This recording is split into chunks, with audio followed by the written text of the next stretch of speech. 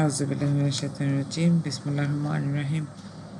আমরা আজকে যেটুকু নিয়ে কথা বলবো সেটা হচ্ছে ১১২ থেকে ১৫০ পৃষ্ঠা।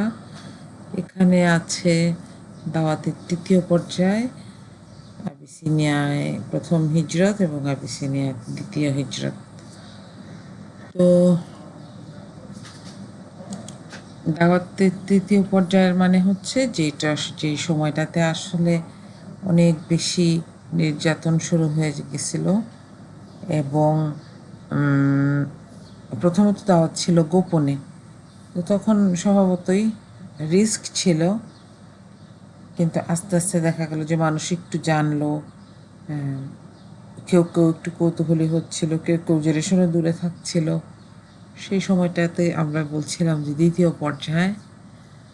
আর এই পর্যায়ে এসে কুরাইশরা খুব ডেসপারেট হয়ে যায় যে আরে মনে করছিলাম প্রথমে যে এইটা বেশি দিন টিকবে না, কিন্তু দেখা যাচ্ছে যে এটা আস্তে আস্তে ছড়াচ্ছে।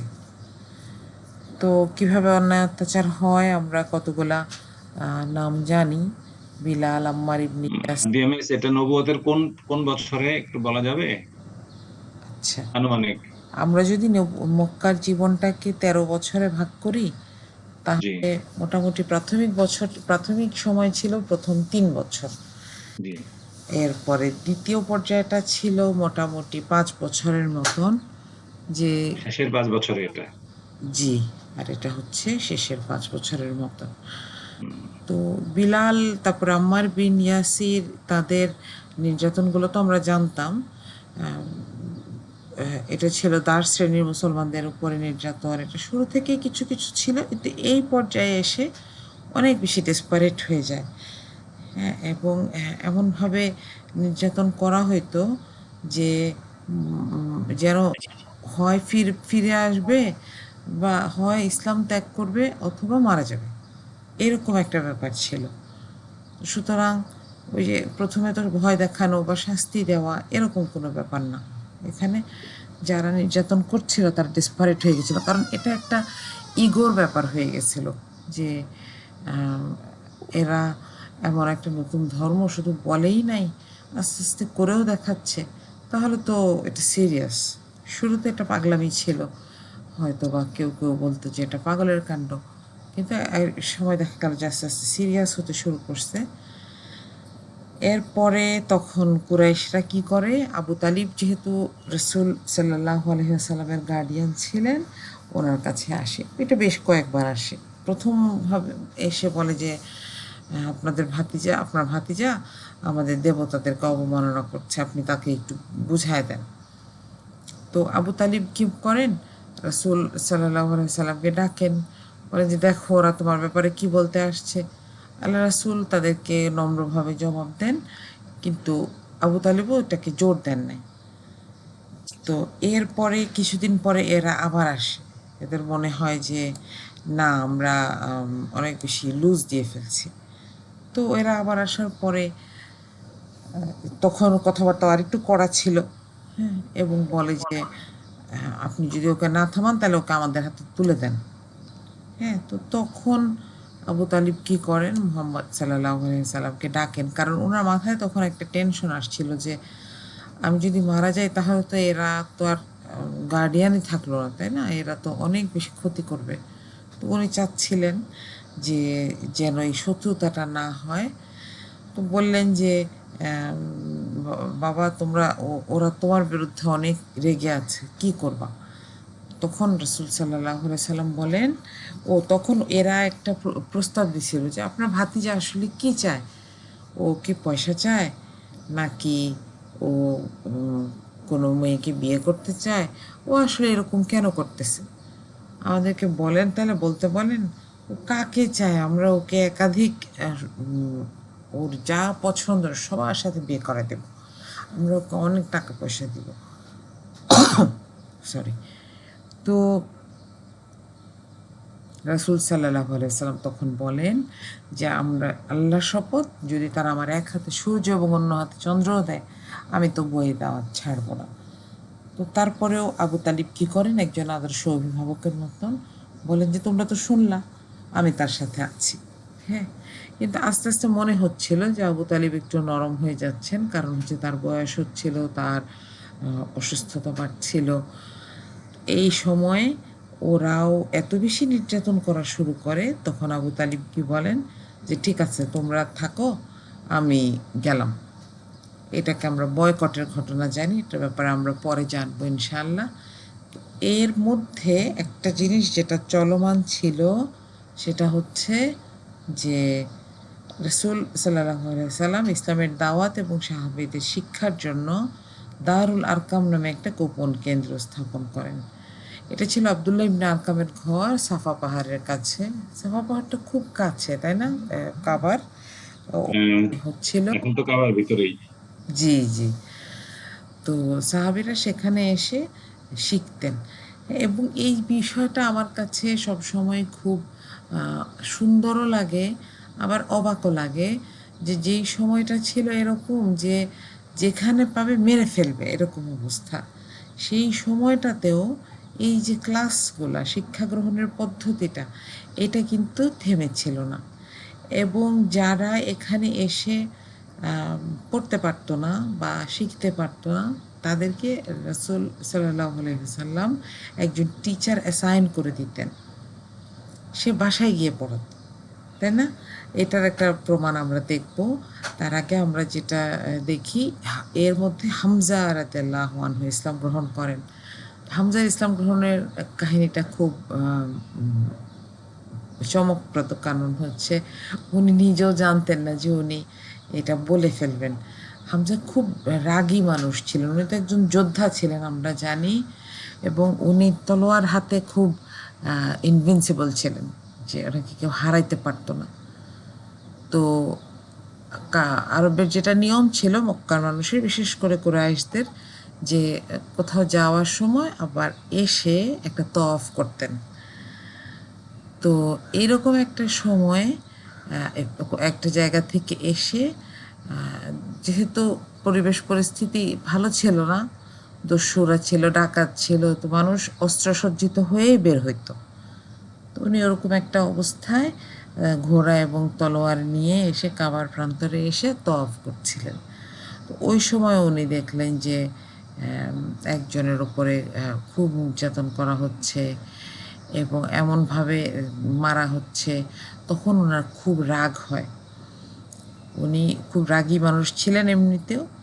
উনি তখন গিয়ে বলেন যে কী শুরু করছো তোমরা, এইটা তো কোনো কথা না, তোমরা এরকম মারতেই থাকবা। কারণ ওই যে গোত্রীয় কিছু ব্যাপার ছিল ওনার, সেই আত্মসম্মান বোধের কারণে উনি বলেন যে আর মুহাম্মদকে খারাপ কথা বলে নাকি, আমিও তো ওর দলে, আমিও তো ইসলাম গ্রহণ করে ফেলছি। তো এইটা বলার পরে ওনাকে তো কেউ প্রতিবাদ করা দূরের কথা, ওনাকে কেউ কিছুই বলে নাই, কিন্তু উনি রাত্রেবেলা বাসায় এসে আর ঘুমাতে পারছেন না, সরি, কারণ ওনার মনে হচ্ছিল যে আমি তো মিথ্যা কথা বলে আসছি। আবার সত্যি, এটা যদি সত্যিও হইতে হয় তাহলে তো ঝামেলা, আমার বাপ দাদার ধর্মকে আমি বাদ দিয়ে দিব। তখন উনি কি করলেন, আল্লাহর কাছে বললেন, আল্লাহ যদি এটা সত্যি হয় তাহলে যেন আমি মুহাম্মাদের ধর্ম গ্রহণ করি, আর যদি এটা মিথ্যা হয় আপনি আজকে রাত্রে আপনার কাছে আমাকে নিয়ে যান, কারণ আমি এই মুখ দিয়ে আর মানুষের সামনে বলতে পারবো না যে আমি তোমাদের সামনে মিথ্যা কথা বলছিলাম। হ্যাঁ, কারণ এটা তো একটা ম্যানিফেস্টেশনের ব্যাপার আছে, যে আমি আজকে একটা ঘোষণা দিলাম আমি মুসলমান হয়ে গেছি, কালকে তো মানুষ আমার মধ্যে এটা রিফ্লেকশন দেখতে চাইবে। পরে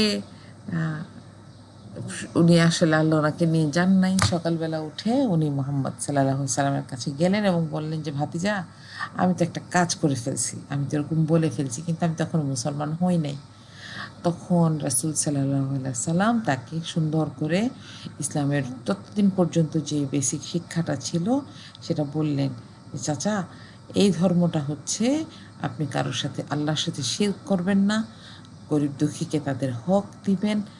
হ্যাঁ, দেখেন খেয়াল করে, ওই সময় কিন্তু উনি সবাইকে এটা বলেন নাই আপনাকে নামাজ পড়তে হবে, আপনাকে রোজা রাখতে হবে, কিন্তু ইসলামের যে বেসিক জিনিসগুলা, যেগুলো ইসলামকে আসলে ডিফাইন করে, ইসলামকে ইবাদত দিয়ে ডিফাইন করার চাইতে তারা কি করতেন, ইসলামকে তার ফিলসফি দিয়ে ডিফাইন করতেন, যে আপনি কারো টাকা মেরে খাইতে পারবেন না, আপনি কাউকে ঠকাইতে পারবেন না, আপনি মহিলাদেরকে অপমান করতে পারবেন না। এই রকম বলার পরে তখন হামজা বললেন, ঠিক আছে, আমি ইসলাম গ্রহণ করলাম। তো এই গল্পটা আমি যখন থেকে জানছি, তখন থেকে আমি আমার সন্তানদের জন্য যখন দোয়া করি তখন এভাবে করি যে আল্লাহ, এদের যেই রাগটা, এই রাগটাকে আপনি হামজার রাগের মতন বানায় দেন, যে রাগ ওনাকে হিদায়তের দিকে নিয়ে আসছিল। এরপরে তার 3 দিন পরে উমর রাদিয়াল্লাহু আনহুর ইসলাম গ্রহণের ঘটনাটা ঘটে। রাসূল সাল্লাল্লাহু আলাইহি ওয়াসাল্লাম উমর রাদিয়াল্লাহু আনহুর ইসলাম গ্রহণের 2-1 দিন আগে মুনাজাতে দোয়া করছিলেন। হ্যাঁ, কারণটা কি? কারণ তখন ওই যে বিভিন্ন রকম অত্যাচার চলছিল, তো রাসূল চাচ্ছিলেন যে একজন কোনো মানুষ যদি এরকম হইতো যে পাওয়ারফুল, সে যদি ইসলাম গ্রহণ করতো তাহলে এই জিনিসগুলো অনেক সহজ হয়ে যেত। এবং উনি সবার সামনেই আল্লাহর কাছে দোয়া করেন যে হয় আবু জেহেল নাহলে উমর রাদিয়াল্লাহু আনহু, এই দুইজনের একজনকে আপনি কবুল করেন। তো আল্লাহ উমারকে কবুল করছিলেন। কিন্তু উমার কিন্তু খুব স্ট্রং পার্সোনালিটির মানুষ ছিলেন, আমরা জানি যে খুব খুব একই সাথে খুব হার্শ, আবার ওনার ভেতরে একটা খুব সফট মাইন্ড ছিল, তাই না?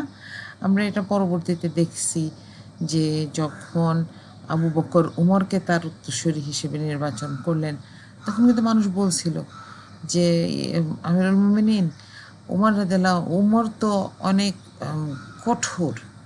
আবু বকর বলছিলেন যে তার ভেতরে আরেকটা ব্যাপার আছে। এবং সত্যি সত্যি খেলাফত পাওয়ার পরে উনি কী করতেন, ঘাস নিয়ে বসে কান্না করতেন, আহারে আমি যদি ঘাসটার মতন হইতাম, আমার তখন হাসর হইতো না, আমাকে কেউ বিচার নিত না, আমার সব কিছু হিসাব নিত না। হ্যাঁ, তখন মানুষ বুঝলো যে হ্যাঁ, তার ভিতরে একটা কমপ্লিট আলাদা মানুষ আছে। তো উমর বেশ কিছুদিন ধরেই উনি শুধু মানুষকে এটা নিয়ে খোঁচাচ্ছিলেন যে এটা কেমন কথা, আমাদের মধ্যেই একজন সে এরকম ডিরেইল হয়ে গেল, কেউ তার একটু সামলাইলো না, এই টাইপের মানসিকতা আর কি। তো একদিন কাবার সামনে সবাই বসেছিলেন, এমন সময় আবু জেহেল বলল যে কেউ যদি মোহাম্মদকে মেরে আসতে পারে আমি তাকে 100 উট দেব। এই 100 উট হচ্ছে লাল উট এবং কালো উট। হ্যাঁ, লাল বলতে আমরা তো জানি না যে লালচে রঙের এক ধরনের একটা কালার আছে, এবং এগুলো খুব রেয়ার ছিল, আবার এগুলো খুব দামি ছিল। তো উমর তখন ভাবেন যে ঠিক আছে, আমি না হয় এটার জন্য একটু প্রতিযোগিতা করি। উনি তখন বাসায় গিয়ে রেডি হয়ে তলোয়ার নিয়ে বের হইলেন। তারপরে হচ্ছে এখন খুঁজে পাচ্ছেন না, এর মধ্যে আরেকজন নৌ মুসলিমের সাথে ওনার দেখা। সে বলছে আপনি কোথায় যান? বলে মোহাম্মদ কোথায়, আমি মারবো। তখন সে তো একটু ভয় পেয়ে যায়, তার ব্যাপারটা তখন প্রকাশিত ছিল না। সে বলে যে আরে, আপনি যে বাইরের মানুষকে বলবেন আপনার নিজের বোন ফাতিমাই তো মুসলমান হয়ে বসে আছে। ওনার উদ্দেশ্যটা ছিল এটা যে উমারের মনোযোগটা একটু ঘোরায় দিই, আর আমি এর মধ্যে গিয়ে দারুল আরকামে খবর দিই। তো উমর কী করলেন, বললেন মানে আমার বোন ফাতিমা বিনতে খাত্তাব সে মুসলমান হয়ে গেছে, আচ্ছা যাচ্ছি।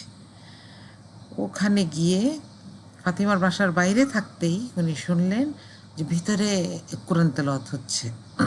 ও এর আগে, এর এর অল্প কয়েকদিন আগে উনি কিন্তু সূরা হাক্কা শুনেছিলেন। কিভাবে?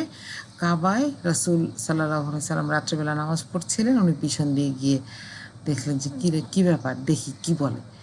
তখন উনি মনে মনে ভাবলেন যে আরে কি সুন্দর করে পড়তেছে, মনে হয় এটা কবি।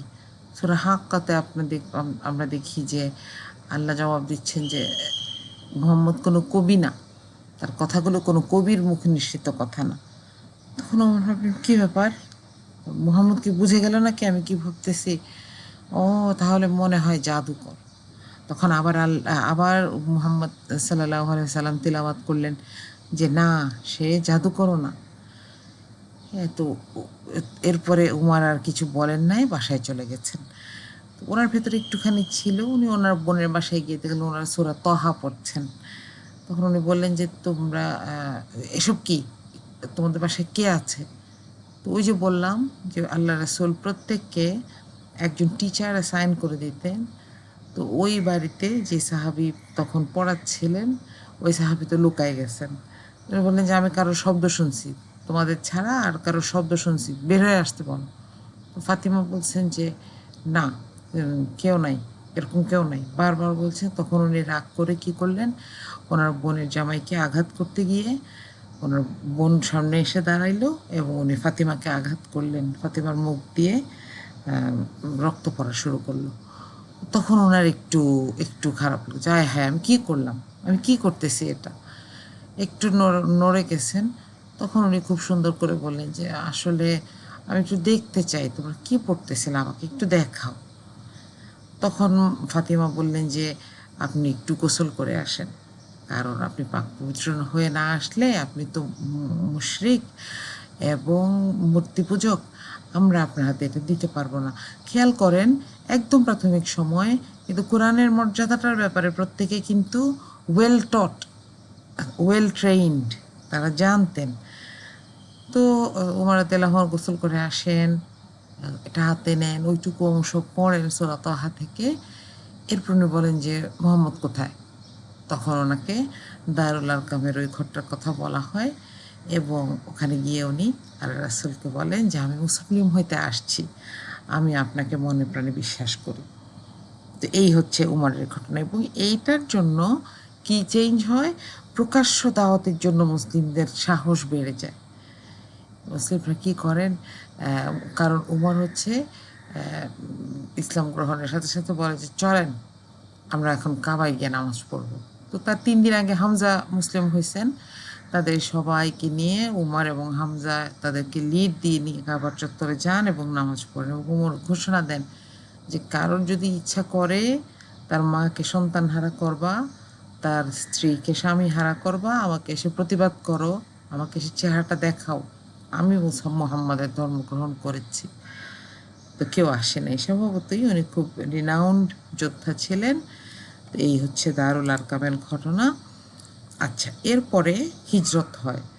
যখন মুসলমানরা খুব নির্যাতনের শিকার হন তখন রাসূল সাল্লাল্লাহু আলাইহি সাল্লাম বলেন যে তোমরা একটু এদিক ওদিক নড়তে হবে।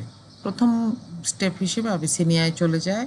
আবিসিনিয়া মানে হচ্ছে আফ্রিকা। আমরা জানি যে আমরা যদি ম্যাপ দেখি আরবের আর আফ্রিকার মাঝখানের। তার মানে কি একটা প্রশ্ন করি, জি, উমর রাদিয়াল্লাহু আনহু ইসলাম গ্রহণের পরেই আরো নির্যাতন বেড়ে যায়? আচ্ছা, নির্যাতন চলছিল। হুম, ইসলাম গ্রহণের পরে প্রকাশ্যে কিছু ব্যাপার আসে, কিন্তু ওই যে যারা দাস, তারপরে কারো কারো এরকম ছিল যে বাপ মেয়ের উপরে বা বাপ ছেলের উপরে, হাজব্যান্ড ওয়াইফের উপরে নির্যাতন করছে, এটা তো আসলে হুম, পারিবারিক ব্যাপার, তাই না? এই ব্যাপারে তো হুম, আসলে হস্তক্ষেপ করা কঠিন। তো যার হুম, উপায় ছিল না। এটা ঠিক যে প্রকাশ্যে আসছে অনেক কিছু, কিন্তু প্রকাশ্যে আসলে কিন্তু দুশ্মনীও বাড়ে। হুম, হ্যাঁ, যার যেটার রাগ ছিল সে গিয়ে দেখা যায় তার পার্সোনাল স্ফিয়ারে গিয়ে সেইটাকে দেখায়। পাবলিকলি আর দেখাতে পারতেছে না, কিন্তু হুম, পার্সোনাল স্ফিয়ারে গিয়ে দেখাচ্ছে। যাই হোক, তো এরপরে তারা প্রথম প্রথম স্টেপ হিসাবে যান এবং এটা হচ্ছে নবুয়তের পঞ্চম বছর থেকে, পঞ্চম বছরের ঘটনা, যেখানে প্রথম দফায় 12 জন পুরুষ এবং 4 জন নারী যান। এদের নেতৃত্ব দিয়েছিলেন উসমান বিন আফফান এবং তার স্ত্রী রুকাইয়া। এই ইনি হচ্ছেন রাসূল সাল্লাল্লাহু আলাইহি সাল্লামের মেয়ে, তাই না? আমরা তো জানি রুকাইয়া। এরপরে তারা শুয়াইব বন্দরে গিয়ে একটা জাহাজে চড়ে আরব সাগর পার হয়ে আফ্রিকায় পৌঁছান। তো আফ্রিকায় যেটা হয়, আফ্রিকান নাজ্জাশীর কথা ওনারা জানতেন যে খ্রিস্টান হলেও he is a just king, থাকে না কিছু ন্যায়পরায়ণ, যিনি সত্যের পথে থাকবেন। এবং এরপরে নাজ্জাশী বলেন যে ঠিক আছে আপনারা থাকেন এখানে। নাজ্জাশীর কাছে অনুমতি চাওয়া হয় এবং মক্কার কুরাইশরা বিভিন্ন সময় বাণিজ্য কাফেলার মাধ্যমে গিয়ে এই সম্পর্কটা নষ্ট করার চেষ্টা করে, কিন্তু নাজ্জাশী আসলে পাত্তা দেন নাই। এরপরে একটা ঘটনা হয়, দ্বিতীয় হিজরতের একটা ঘটনা ঘটে যে মুসলমানরা একটা ভুল একটা ঘটনা শুনে কিছু কিছু আবার চলে আসেন যে কাবার কাবার যারা দায়িত্বে তারা সবাই মুসলমান হয়ে গেছে। এটা শুনে ওনারা কিছু কিছু মানুষ আসেন, কিন্তু পরে আবার দেখা গেল যে ঘটনাটা আসলে মিথ্যা। দ্বিতীয়বারে আরও কিছু মানুষ সহ তারা আফ্রিকায় যান। তো তখন হচ্ছে কুরাইশদের খুব ইগোতে লাগে যে হ্যাঁ, আমরা এদেরকে নির্যাতন করলাম যে তারা যেন ফিরে আসে, ফিরে তো আসেই না, আরেক জায়গায় গিয়ে আমাদের বদনাম করতেছে। তো তখন তারা কি করে, একটা দল পাঠায় ওখানে যে এদেরকে ফেরত দেন। তখন হচ্ছে নাজ্জাশী বলে যে নাজ্জাশীর সাথে ওরা এগুলা সেশন হয় আমরা জানি। তো ওরা গিয়ে নাজ্জাশীকে বলে যে আপনি যে এদেরকে আশ্রয় দিচ্ছেন এরা হচ্ছে আমাদের এলাকার কিছু রেবেল, কিছু দুষ্ট ছেলে, এরা ডিরেল হয়ে গেছে, নষ্ট হয়ে গেছে, এখানে এসে আপনার কাছে আশ্রয় গ্রহণ করছে। তো রাজা সে বলেন যে ঠিক আছে, ওদেরকে ডাক দাও, আমি শুনি। তখন উনি কিছু প্রশ্ন করেন, যে এটার ব্যাপারে বইয়ে খুব সুন্দর করে আছে প্রশ্নগুলো ডিটেইল, যে জিজ্ঞেস করে যাচ্ছা আমাকে বলো তার দাওয়াত কে কে কবুল করছে, গরিবরা না বড় লোকরা? এরপরে সে তোমাদেরকে কি কি শেখাইছে? তো তারা তখন এই যে সোশ্যাল জাস্টিসের কথা বলল, যে কাউকে ঠকানো যাবে না, কাউকে ওজনে কম দেওয়া যাবে না, মোহাম্মদ আমাদেরকে এগুলো শিখান। তারপরে তারা কি আরেকটা হচ্ছে ফিনান্সিয়াল জাস্টিসের কথা বলল, যে কারোর সাথে কারো পয়সা মেরে দেওয়া যাবে না। তো এগুলো শুনে নাজ্জাশী বললেন যে আমি তোমাদের সাথে আছি, আমি তোমাদেরকে সাহায্য করব, বলে চলে গেছেন। পরের দিন এরা আবার আসছে যে আপনি যে এদেরকে আশ্রয় দিচ্ছেন, আপনি তো খ্রিস্টান, আপনার কি ধর্মবিশ্বাস নাই? ওরা কি করছে আপনি কি জানেন? ওরা যে ঈসা আলাইহিসসালামকে আল্লাহর ছেলে হিসেবে মানে না। তখন নাজ্জাশী আবার এদেরকে ডাকাইলেন এবং এই দলটার লিডার ছিলেন জাফর। জাফর হচ্ছে হযরত আলীর ভাই, তাই না, রাসূল সাল্লাল্লাহু আলাইহি সাল্লামের চাচাতো ভাই। তখন জাফরকে জিজ্ঞেস করেন যে, তখন তো মুসলিমরা একটু ভয় পেয়ে গেছে যে আপনি কি বলবেন। জাফর বলছে আমি ততটুকুই বলবো যতটুকু আমাকে রাসূল শিখাইছেন। তখন বললেন যে কুরাইশরা আবার বলল যে জিজ্ঞেস করেন ওরা আল্লাহ রাসূলকে মানে কিনা, আপনার আপনার রাসূলকে মানে কিনা, ঈসা আলাইহিস সালামকে মানে কিনা। তখন জাফর কি বললেন, কোরআন থেকেই তেলাওয়াত করলেন যে ঈসা তোমাদের মধ্যে আল্লাহর প্রেরিত পুরুষ, তার এই দায়িত্ব, এবং আল্লাহ তোমাদের মধ্যে কারোর পিতা নন, কারোর সন্তানও নন, হ্যাঁ, তিনি এগুলো থেকে মুক্ত। তো এই বিষয়টা এরকম ছিল যে সরাসরি ওটার জবাব দেওয়া হচ্ছে না, কিন্তু ঈসাকে যে নবী হিসেবে মানছেন সেইটার একটা ইয়ে ছিল, কি বলে, ম্যানিফেস্টেশন ছিল, তাই না? তো তখন নাজ্জাশী বলেন যে আল্লাহর কসম, ও যা বলেছে ঈসা তার থেকে একটুও কম ছিলেন না, একটুও বেশি ছিলেন না। তখন তো এবং তখন এদেরকে উনি আরেকটু অপমান করেন, বলেন যে তোমরা যা উপহার টুপহার আনছো এগুলো সব নিয়ে যাও, কারণ নাজ্জাশী এগুলোর মুখাপেক্ষী না। তো এটা একটা ইনসাল্টের মতন ছিল। তারা চলে আসে এবং তখন মক্কায় যারা ছিল বাকি তাদের উপরে আরও আরও বেশি, যে কিছু তো হাতছাড়া হয়ে গেছে, বাকিগুলো যেন বের হইতে না পারে তাদেরকে পাহারাও দেওয়া শুরু হয় এবং নির্যাতনও বাড়ে। একটা পর্যায়ে গিয়ে আবু তালিব বলেন যে দেখো তোমরা আমাদের সাথে এরকম করতেছো, ঠিক আছে তোমাদের সাথে আমরা আর মিশলাম না, বলে উনি বিভিন্ন গোত্রের কিছু, ওই যে বলে না যে আউটস্কার্টের মধ্যে শহরের কিনারে কিছু জায়গা, এক এক গোত্রের অধীনে এক একটা জায়গা ছিল, কেউ পশু চড়াইতো, কেউ ওখানে মেলা টেলা হইলে তার গোত্রের কোনো ইন্টারাকশান হলে সেখানে যাইতো। ওরকম একটা জায়গায় গিয়ে শিবে আবু তালিব বলা হয় জায়গাটাকে, সেখানে গিয়ে উনি থাকতে শুরু করেন এবং তখন এটা একটা বয়কটের মতন হয়ে যায়। 3 বছর ধরে কাফেররা কী করে, বয়কটের মতো, যে এদের কাছে মেয়ে বিয়ে দেওয়া যাবে না, এদের ফ্যামিলিতে বিয়ে করা যাবে না, এদের সাথে কোনো ফিনান্সিয়াল লেনদেন হবে না। বাইরে থেকে যারা আসতো মক্কা তাদেরকেও বলা হতো যে এদের কাছে কোনো কিছু বিক্রি করবা না, আমাদের কাছে দাও, আমরা বেশি পয়সা দিয়ে কিনে নেব। এবং এটা লিডে ছিল আবুল আহাব। তো 3 বছর এরকম ভয়ানক কষ্টের পরে তখন একদিন রাসূল সাল্লাল্লাহু আলাইহি সাল্লামকে আল্লাহ জানাইলেন এবং উনি গিয়ে আবু তালিবকে বললেন, চাচা যান, এই যে চুক্তিটা লেখা হয়েছে যে আমাদের সাথে কেউ এগুলো মিশবে না, এই চুক্তিটা না পোকা খেয়ে ফেলছে। খালি একটা জায়গা আছে যেখানে আল্লাহর নামটা আছে। তখন আবু তালেব বললেন, এটা তোমাকে কে বলছে? তোমার সেই প্রভু। আবু তালেব কিন্তু তখনও মুসলমান হন নাই। তো বলছে, তোমার আল্লাহ তোমাকে বলছে? মোহাম্মদ বললেন, জি। তো আবু তালিব তখন একটু সাহস পাইছে। আবু তালিব গিয়ে আবু জেহেলকে বললেন যে তোমাদের সেই চুক্তিটা কোথায় আনো। মুহাম্মাদের প্রভু মুহাম্মদকে জানাইছেন যে এটা নষ্ট হয়ে গেছে, যদি সেটাই হয় তাহলে তোমরা এটাকে বাতিল করে দিতে হবে, আর যদি বের করে দেখো যে এটা ঠিক আছে তাহলে আমাদের বলার কিছু নেই। তো ওরা আনে এটাকে, ওরা ওই যে কাপড় দিয়ে পেঁচায় রাখছিল, পার্চমেন্ট পেপারে লেখা ছিল, এনে দেখা আরে তাই তো এটা পুরাটা পোকা খেয়ে ফেলছে।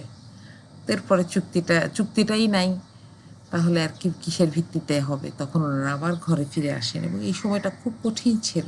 মুসলমানরা মাঝে মধ্যে গাছের পাতা খেয়েও থাকতে হয়েছে। তা মক্কি যুগের এটাও আরেকটা ফিচার ছিল যে আস্তে আস্তে তাদেরকে আল্লাহ মজবুতি দিচ্ছিলেন, আবার দেখাচ্ছিলেন যে এই মাত্র একটা অজুহাতে তাদের সমস্ত বন্ধুত্ব, সমস্ত পারিবারিক বন্ধন কিভাবে তাদেরকে অস্বীকার করছে।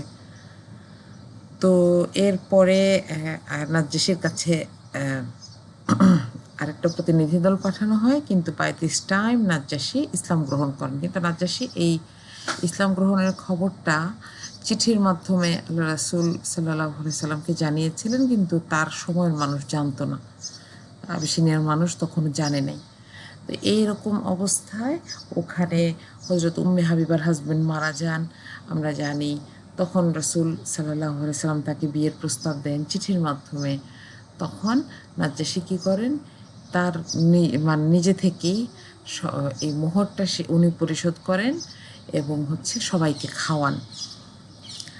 এবং তার কিছুদিন পরে যখন নাজ্জাশী মারা যান, তখন রাসূল সাল্লাল্লাহু আলাইহি সাল্লাম তার সমস্ত জীবনে মাত্র একবার গায়েবানা জানাজা পড়েছিলেন নাজ্জাশীর। তো এটা পড়ার কারণটা ছিল সম্ভবত এটা যে ওনার দেশের মানুষ তো জানতো না উনি যে মুসলিম, তো তারা তাকে খ্রিস্টান অবস্থায় দাফন করে। তো যার কারণে রাসূল কী করলেন, তার জানাজাটা পড়ে দিছেন সেই মদিনায় থেকে। এবং এই যে মদিনায় হিজরতের পরেও কিন্তু আফ্রিকায় যে প্রথম দলটা এবং দ্বিতীয় দলটা গেছিল তাদেরকে আল্লাহ রাসূল সরায় আনেন নাই। জাফর কিন্তু ওখানেই ছিলেন। বদর যুদ্ধ হইল, খন্দক হইল, উহুদ হইল, বদর উহুদ খন্দক হইল। হুনায়নের যুদ্ধের পরে যখন আল্লাহ রাসূল বুঝলেন যে হ্যাঁ ঠিক আছে, এটা একটা ব্যাকআপ প্ল্যান ছিল, হ্যাঁ আফ্রিকাকে একটা ব্যাকআপ প্ল্যান হিসেবে হাতে রাখা হয়েছিল। যখন উনি বুঝলেন যে ঠিক আছে মদিনায় আমরা মোটামুটি প্রতিষ্ঠিত হতে পেরেছি, তখন উনি জাফরকে খবর পাঠাইলেন যে তুমি ফেরত আসো এবার। এবং তিনি তখন ওনার অবশিষ্ট যারা ছিলেন তাদেরকে নিয়ে ফেরত আসছেন। তো আমাদের আজকে এইটুকু আলোচনা ছিল আলহামদুলিল্লাহ, যে আমরা নাজ্জাশীর ঘটনাটা জানলাম, আমরা বয়কটের ঘটনা জানলাম, শিবে আবু তালিবের ঘটনা জানলাম। এরপরে ইনশাল্লাহ আমরা মদিনায় হিজরতের ব্যাপারে জানব। তো এই ছিল আমার আজকের গল্প।